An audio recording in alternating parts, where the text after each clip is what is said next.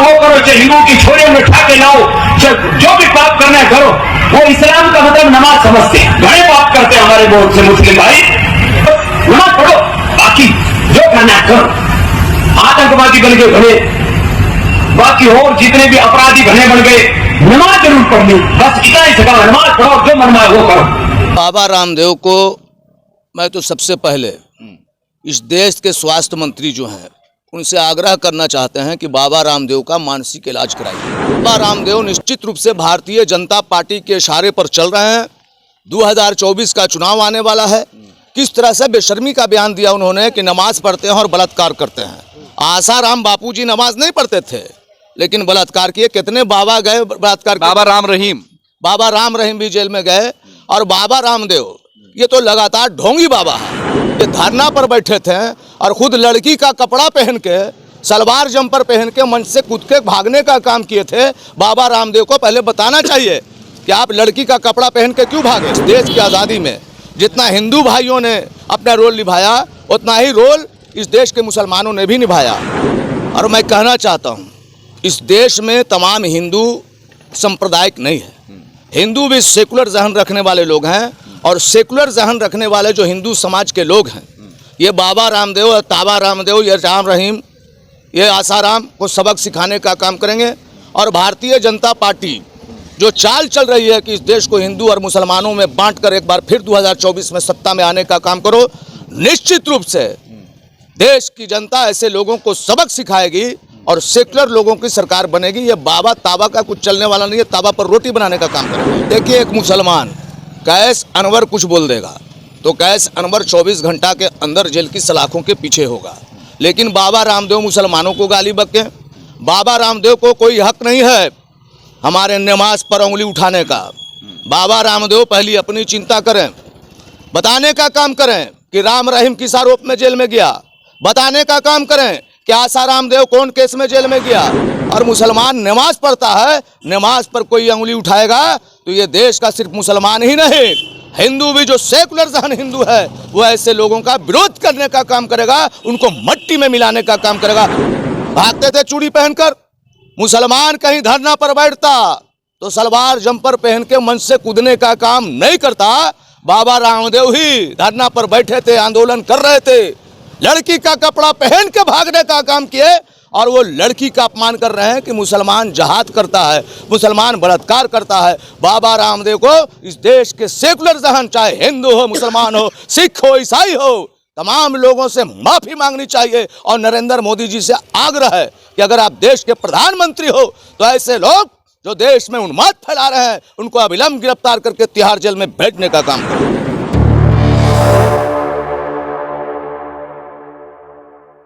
देखिए, भारत के रामदेव बाबा जो कि योगासन गुरु कहलाते हैं, जो कि फक्की चूरन और पचनौल हलवा और पता नहीं क्या क्या बेचते हैं, गौमूत्र भी बेचते हैं। गौमूत्र बेचते बेचते लगता है कि उनके दिमाग में भी गौमूत्र और गोबर घुस गया है।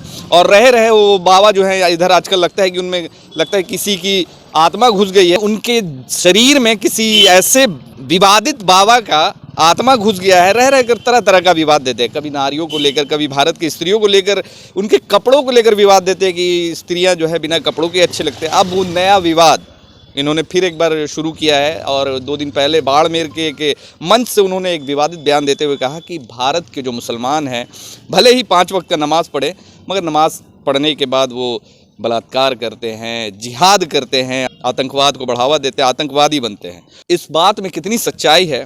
क्या सही में मुसलमान समाज और मुस्लिम समाज नमाज पढ़ने के साथ साथ इन सभी कामों को करता है? इस पर हम बात करने के लिए हमारे साथ मौजूद हैं फुलवारी प्रखंड के राजद के नेता हैं, फायर ब्रांड के रूप में जाने जाते हैं, कैस अनवर साहब। मुसलमान लोग नमाज पढ़ता है, किताब पढ़ता है, जिहाद करते हैं, लड़कियों का बलात्कार करते हैं, हम नहीं बाबा रामदेव बोल रहे हैं, क्या कहेंगे? देखिए, बाबा रामदेव को मैं तो सबसे पहले इस देश के स्वास्थ्य मंत्री जो हैं उनसे आग्रह करना चाहते हैं कि बाबा रामदेव का मानसिक इलाज कराइए। मुसलमान नमाज पढ़ता है, नमाज को आप बलात्कार से जोड़ने का काम नहीं कर सकते।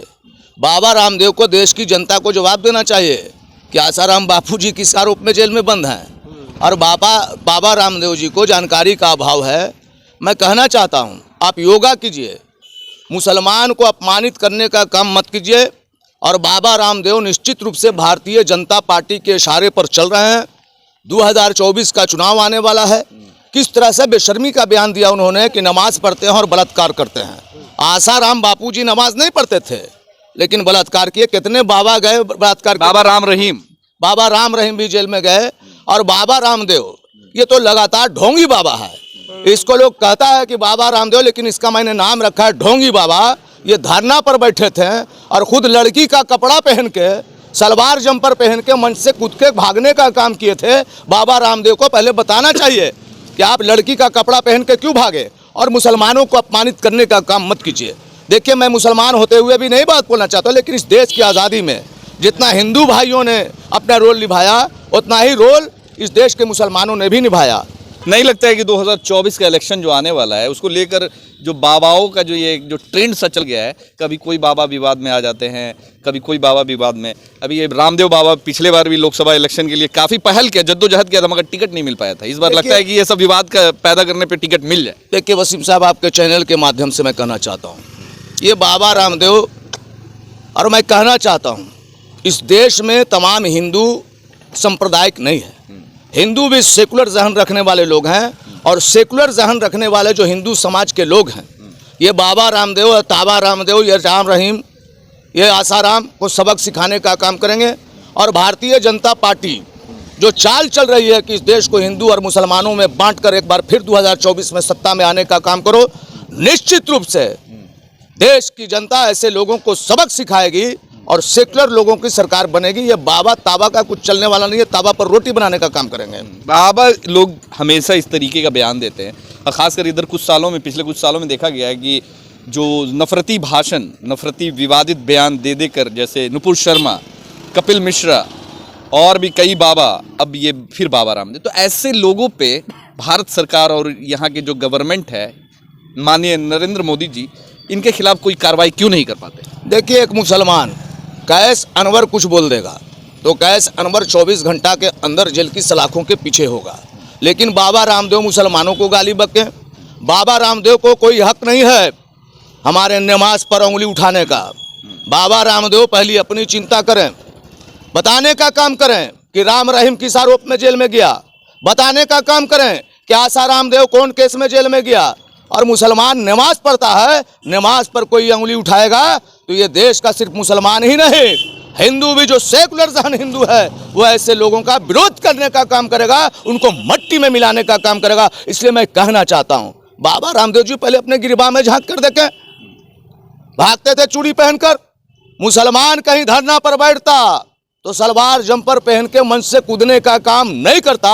बाबा रामदेव ही धरना पर बैठे थे, आंदोलन कर रहे थे, लड़की का कपड़ा पहन के भागने का काम किए और वो लड़की का अपमान कर रहे हैं कि मुसलमान जहाद करता है, मुसलमान बलात्कार करता है। बाबा रामदेव को इस देश के सेकुलर जहन, चाहे हिंदू हो, मुसलमान हो, सिख हो, ईसाई हो, तमाम लोगों से माफी मांगनी चाहिए। और नरेंद्र मोदी जी से आग्रह है कि अगर आप देश के प्रधानमंत्री हो तो ऐसे लोग जो देश में उन्माद फैला रहे हैं उनको अविलंब गिरफ्तार करके तिहाड़ जेल में भेजने का काम करो। एक तरफ जो है बाबा लोग इस तरीके का विवादित बयान देते हैं और दूसरी तरफ माननीय प्रधानमंत्री जी ने कुछ दिन पहले ही कहा था, जो पठान का बाइकआउट हो रहा था और खासकर जो एक विरोध देखा जा रहा था उसको लेकर उन्होंने खुद आकर बयान दिया है अपने पार्टी के लोगों से और अपने लोगों से कि मुसलमानों से जाकर मिलें, उनसे वार्तालाप करें और ये बाइकआउट विरोध का ये छोड़े। तो इतने समझाने और इतने प्रधानमंत्री के बोलने के बावजूद भी लोगों पर लगता है असर नहीं हो पा रहा। देखिए, माननीय प्रधानमंत्री नरेंद्र मोदी जी से मेरा कोई शिकायत नहीं है। वो मंच पर कुछ बोलते, मीडिया पर कुछ बोलते, लेकिन रात में अपने लोगों को कहते कि मुसलमानों को गाली बको, मुसलमानों को अपमानित करते रहो, मुसलमानों को गरियाओगे तो हिंदू का वोट मुफ्त में पाओगे। नरेंद्र मोदी जी प्रधानमंत्री हैं, उन्होंने बोला इस तरह की बात कि जाके मुसलमान से बात करने का काम करो। उसके बाद आके उनका एक कार्यकर्ता, ये एक बाबा, ढोंगी बाबा, इस तरह से मुसलमानों को अपमानित करता, नमाज पर उंगली उठाने का काम करता, नमाजियों को कहता कि बलात्कार करने का काम करता। नरेंद्र मोदी जी नौटंकी बाज हैं, मैं खुले शब्द में बोलता हूं, कहीं पर कोई डरने वाला बात नहीं है। मोदी जी नौटंकी बाज हैं वो मंच पर आके कुछ बोलेंगे, मीडिया पर आके कुछ बोलेंगे और रात में अपने कार्यकर्ताओं को कहेंगे कि मुसलमानों को गाली बकते रहो, मुफ्त में हिंदू का वोट पाते रहो। इसलिए हिंदू लोग के जो समाज के लोग हैं उनसे हाथ जोड़कर कैस अनवर आग्रह करना चाहता है कि इनके चाल और चरित्र को समझने का काम कीजिए। आज इन्होंने तमाम चीज़ों को बेच दिया, LIC को बेच दिया, ट्रेन को बेच दिया। महंगाई कहाँ है, बेरोजगारी कहाँ है, इस पर कोई सवाल नहीं उठाता। ये तरह तरह के बाबाओं को लाके खड़ा कर देते हैं। इस तरह का विवादित बयान देकर हिंदू और मुसलमान में तफरका फैलवाकर हिंदू के वोट को मुफ्त में पाने का साजिश रच रहे हैं। लेकिन देश की जनता निश्चित रूप से 2024 में नरेंद्र मोदी को देश की गद्दी से उखाड़ फेंकने का काम करेगी। तो 2024 में बाबा रामदेव को टिकट मिलेगा लगता है? देखिए, बाबा ताबा को कहाँ टिकट मिलेगा, ये तो ताबा पर रोटी बनाएंगे। टिकट मिल भी जाएगा तो ये जीतेंगे क्या? ये सब तावा में रोटी बनाते रहे। ये मुसलमान को कहेंगे कि नमाजी है, बलात्कारी है। तो ये सारा जो विवाद पैदा हो रहा है आखिर लाइमलाइट में आने के लिए ना भाई। देखिए, एक तो चीज़ मैं बताता हूँ, ये लाइमलाइट में बाबा रामदेव की कहानी समाप्त है। ये लाइमलाइट नरेंद्र मोदी जी तमाम बाबाओं को उकसा रहे हैं। टीवी पर आके बोलते हैं कि मुसलमान से मिलने का काम करो और रूम में बैठ के कहते हैं कि मुसलमान को गरियाने का काम करो। ये आप कैसे कह दिया कि रूम में बैठ के बोलते हैं? अब बताइए, देश का प्रधानमंत्री जब इस तरह का बयान देता है कि मुसलमान से मिलकर बात करो और एक बाबा नमाज का तौहीन किया है, तो हिम्मत है नरेंद्र मोदी में तो कल बाबा रामदेव को तिहाड़ जेल में भेजने का काम करे तो कैस अनवर नरेंद्र मोदी के साथ घूमने का काम करेगा। अन्यथा ऐसे बातों पर विश्वास कैस अनवर या कोई भी मुसलमान करने का काम नहीं करेगा। अभी तक इस पे आपकी पार्टी के नेताओं ने भी आकर कोई देखिए, मैं कोई पार्टी के नेता की बात नहीं करता। मैं एक मुसलमान हूँ, सच्चा देशभक्त हूँ और मैं बार बार कहता हूँ कि इस देश की आज़ादी में जितना खून हिंदू भाइयों ने बहाया है उतना देश में की आज़ादी के लिए मुसलमान ने भी बहाया, सिख ने भी बहाने का काम किया है। इसलिए इस तरह से मुसलमान को अपमानित करने का काम मत कीजिए, नहीं तो करारा जवाब मिलेगा। करारा जवाब। तो देखिए, बाबा रामदेव जी गौर से सुन ले, एक मुसलमान की वाणी और एक सेकुलर मुल्क है भारत, जहाँ पे सारे लोगों का योगदान है इस देश को आज़ाद करवाने में, चाहे हिंदू हो या मुसलमान हो। सारे कौम के लोगों ने जो योगदान दिया है काबिल तारीफ़ है। और जो ख़ासकर जो मुसलमानों को बार बार जो टारगेट किया जा रहा है, ख़ासकर ये पिछले कुछ सालों में, ये कहीं ना कहीं राजनीति हो रही है और इस राजनीति को बंद होना चाहिए। खासकर जहाँ सेकुलरिज्म की बात हो और हमारे भारत में सब मेल मिलाप मोहब्बत से रहते हैं, तो वहाँ पे एकता की बात करें। आप बाबा हैं, आपको चाहने वाले लाखों करोड़ों लोग हैं, आपके फ़ैन हैं, तो अगर आप ही इस तरीके से बात करेंगे, इस तरीके का विवादित बयान देंगे, तो आपके फ़ैन लोग भी उसी तरीके से सोचेंगे और आपको फॉलो करते हैं। और जाहिर सी बात है कि आपके बताए हुए नक्शे कदम पे चलेंगे।